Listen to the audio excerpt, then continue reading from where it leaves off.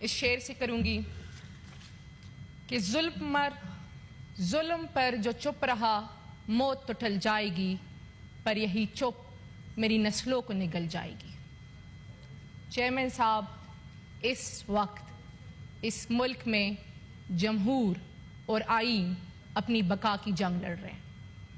آج جو اس ایوان میں یہ اجلاس بلایا گیا تو اجلاس کے آغاز میں ہمیں یہ گلابی پیلے کاغذ دیے گئے۔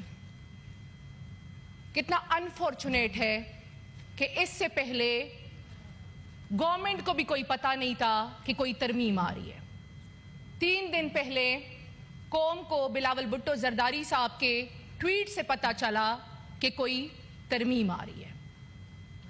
ہم یہاں پہ جمہور کی باتیں کرتے ہیں، ہم یہاں پہ آئین کی باتیں کرتے ہیں، ہم یہاں پہ عوامی مفادات کی باتیں کرتے ہیں، لیکن وہ باتیں صرف باتیں ہیں، عملی مظاہرے کچھ بھی نہیں ہیں۔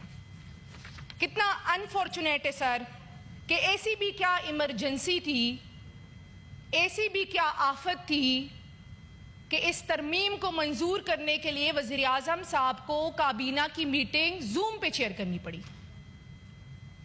ہم تو مارکہ حق میں الحمدللہ کامیاب ہوئے ہیں۔ ملک اس وقت ترقی کی اڑان اڑ رہا ہے، معیشت شاید بہت ہی سٹیبل ہے، تو پھر یہ ایمرجنسی کیوں ہے؟ ایسی کیا ایمرجنسی ہے کہ وزیر اعظم صاحب کو زوم پہ میٹنگ چیئر کرنی پڑی اور انہوں نے صرف خبر جاری کی کہ جی 27ویں ترمیم منظور ہو گئی ہے؟ اس سے پہلے کسی کے پاس بھی اس ترمیم کا مسودہ نہیں تھا۔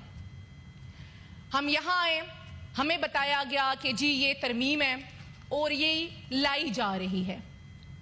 یہاں پہ شری رحمان صاحبہ سے میں نے جمہور کی بالادستی کی بہت باتیں سننے میں اچھی بھی لگی سر، لیکن کاش ان پہ عملی مظاہرہ ہوتا۔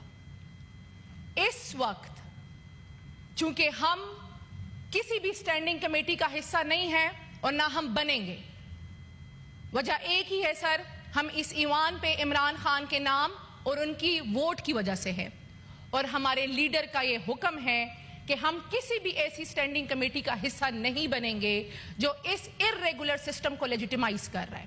اگر آپ چاہتے ہیں کہ یہ بہت بہترین ترمیم ہے اور اس سے اس ملک کا فائدہ ہوگا، اس ملک کے عوام کا فائدہ ہوگا، تو ملائیں ہمیں اپنے لیڈر عمران خان صاحب سے، ہم ان کی ڈائریکشنز لیں اور پھر ہم آ کے آپ سے بات کریں گے۔ آپ نے بات کی کہ جی